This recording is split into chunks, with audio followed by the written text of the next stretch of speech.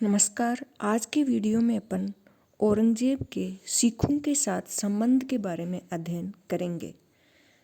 तो औरंगजेब के समय में मुगल और सिखों के संबंध कटु बन गए थे। जैसा कि गुरु नानक ने सिख धर्म की स्थापना की थी, फिर अपन देखें तो मुगल सम्राट अकबर के समय तक सिखों और मुगलों के संबंध मधुर बने रहे, परंतु जहांगीर के समय से मुगल सिख संबंध बिगड़ने लगे। इसका कारण आंशिक धार्मिक, राजनीतिक एवं आर्थिक था। जैसा कि मुगल सम्राट जहांगीर द्वारा 5वें गुरु अर्जुन देव की हत्या करवाए जाने के पश्चात मुगल सिख संबंध कटु बनते गए। इसके पश्चात सिखों ने अपने आप को संगठित करना प्रारंभ कर दिया था।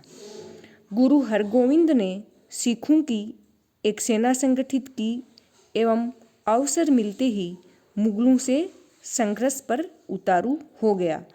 शाहजहां के समय में अपन देखें तो शाहजहां के समय में हरगोविंद और मुगल सैनिकों के बीच अमृतसर के निकट 1628 ईस्वी में युद्ध हुआ था, जिसमें वह सिख गुरु हरगोविंद पराजित हुआ।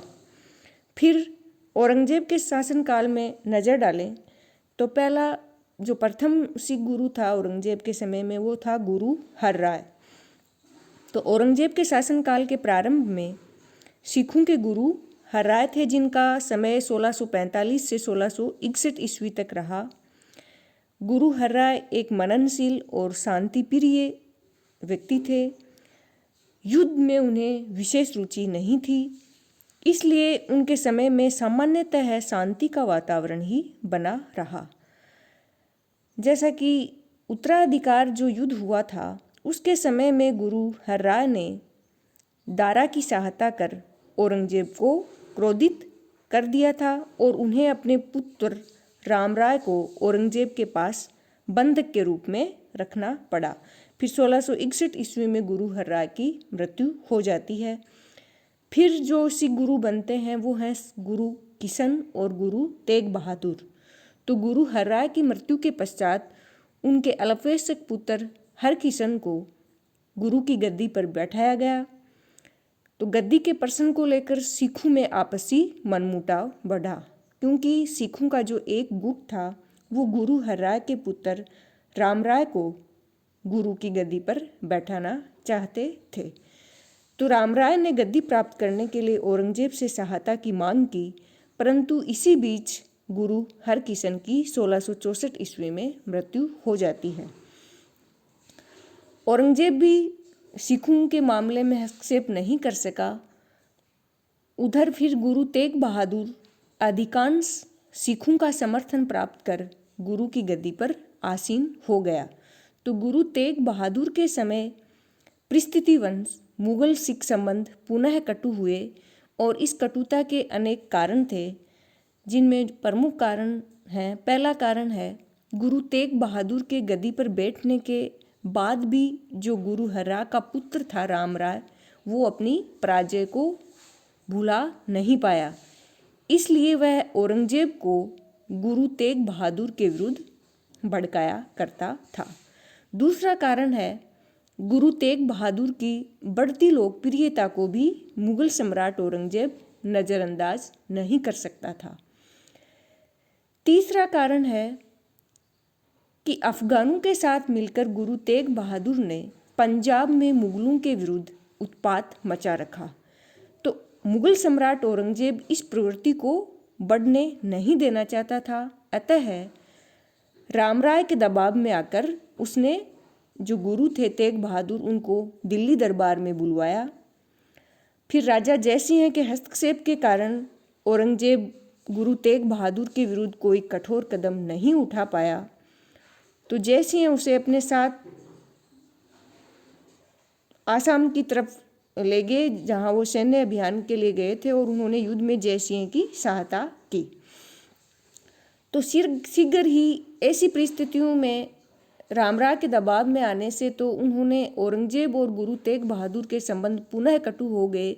और इसका मूल कारण ये था कि गुरु तेग बहादुर ने जो कश्मीर का जो प्रांतीय शासक था वो धार्मिक अत्याचारों का उन्होंने विरोध किया और वहाँ के ब्राह्मणों को इस विरोध के लिए उत्साहित किया। और ये भी माना जाता है कि गुरु तेग बहादुर ने कुछ मुसलमानों को सिख धर्म का अनुयायी भी बना लिया। तो इससे औरंगजेब पुनः क्रोधित हुआ और उसने गुरु तेग बहादुर को पकड़वा कर दिल्ली मंगवाया और उन पर इस्लाम धर्म स्वीकार करने के लिए दबाव भी डाला गया। तो इनके इनकार करने पर उन्हें उनके 5 अनुयायियों सहित, यानी गुरु तेग बहादुर ने इस्लाम धर्म स्वीकार नहीं किया तो उन्हें दंडित करने के लिए उनके 5 अनुयायियों सहित 1675 ईस्वी में उनको मार डाला गया। तो गुरु तेग बहादुर ने सिर दिया लेकिन सर नहीं दिया। तो औरंगजेब के इस अदूरदर्शी एवं विवेकहीन कार्य के परिणाम आगे चलकर काफ़ी घातक निकले और सिखों का मुगलों के प्रति जो दृष्टिकोण है वो और अधिक कठोर हो गया। और फिर इसके बाद में क्या हुआ कि जो सिख जाति है वो मुगलों से बदला लेने और अपने आप को सैनिक रूप से तैयार करने में जुट गई। फिर है गुरु गोविंद सिंह। तो सिखों को सैनिक शक्ति के रूप में उभारने एवं संगठित करने में जो सिखों के 10वें और अंतिम गुरु थे गुरु गोविंद सिंह हैं, जिनका समय 1675 से 1708 ईस्वी तक रहा, इनका अमूल्य योगदान है। तो तत्कालीन परिस्थितियों को ध्यान में रखते हुए इन्होंने सिखों को संगठित करना एवं सैनिक शिक्षा देना प्रारंभ किया और ऐसे लोगों को खालसा कहा गया और उन्हें सिंह की उपाधि दी गई। तो इसमें भी कुछ नियम थे, जैसे एक खालसा के लिए 5 ककार, 5 ककार में है केस, कंगा, कृपाण, कच्छा और कड़ा धारण करना आवश्यक बना दिया गया। उन्हें युद्ध करने एवं गरीब और असहायों की सहायता करने की शिक्षा भी दी गई। इसी खालसा दल के आधार पर गुरु गोविंद सिंह ने एक सिख राज्य की स्थापना की कल्पना भी की एवं मुगलों के अत्याचारों का सामना करने का निश्चय किया। तो गुरु गोविंद सिंह ने पंजाब एवं वहाँ का जो समीपवर्ती क्षेत्र था उसमें अपनी शक्ति संगठित करनी प्रारंभ कर दी।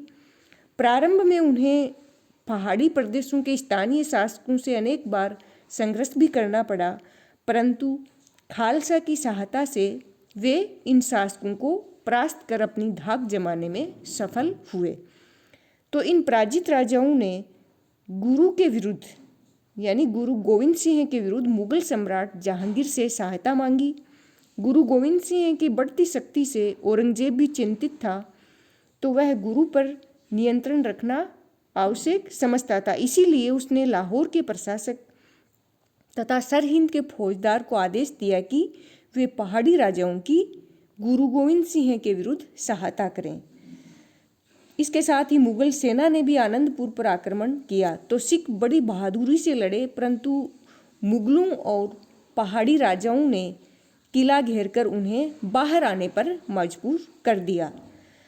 तो बाहर आते समय मुगल सेना ने धोखे से सिखों पर पुनः आक्रमण किया और इस आक्रमण में गुरु के 2 पुत्र बंदी बना लिए गए, परंतु स्वयं गुरु गोविंद सिंह बच निकले। फिर उनके जो 2 पुत्र बंदी बनाए गए थे, उनके पुत्रों पर इस्लाम धर्म स्वीकार करने का दबाव डाला गया, जिसे उन लोगों ने स्वीकार नहीं किया, उनकी हत्या कर दी गई। तो इस पराजय के बावजूद भी गुरु गोविंद सिंह ने हार नहीं मानी और उन्होंने मुगलों से संघर्ष जारी रखा। फिर चमकौर नामक स्थान पर सिखों और मुगलों के बीच में वापस लड़ाई होती है और उसके जो अन्य 2 पुत्र हैं वो भी युद्ध में मारे जाते हैं। फिर गुरु गोविंद सिंह तलवंडी की तरफ चले गए और दक्षिण में बुरी तरह व्यस्त रहने के कारण औरंगजेब सिखों की ओर पूरा ध्यान देने में असमर्थ था। इसलिए फिर औरंगजेब ने भी लाहौर के प्रशासक को संधि करने का निर्देश दिया। तो 1706 ईस्वी में गुरु गोविंद सिंह औरंगजेब से मिलने के लिए दक्षिण गए, परंतु उनके पहुंचने के पूर्व ही 1707 ईस्वी में औरंगजेब की मृत्यु हो गई। तो इस तरह अपन देखें तो सिख मुगलों से विद्रोह कर कोई विशेष लाभ प्राप्त नहीं कर सके और न मुगल ही सिखों की शक्ति को हमेशा के लिए कुचल पाए। गुरु गोविंद सिंह ने स्वतंत्र सिख राज्य की स्थापना के अपने प्रयास को पूरा नहीं कर पाया, परंतु उन्होंने सिखों में जो सैनिक भावना उत्पन्न की, उन्हें जिस प्रकार एक सिख शक्ति के रूप में प्रतिष्ठित कर दिया, उसका लाभ सिखों ने आगे चलकर अवश्य उठाया। लेकिन अपन अगर देखें कि अगर मुगल सम्राट औरंगजेब ने सिखों को अपना मित्र बनाकर रखा होता तो संभवतः उसे दक्षिण में कुछ सहायता उनसे अवश्य मिली होती और सिखों के विद्रोह ने जहाँ तक हो सका मुगलों की शक्ति एवं प्रतिष्ठा पर करारा आघात किया।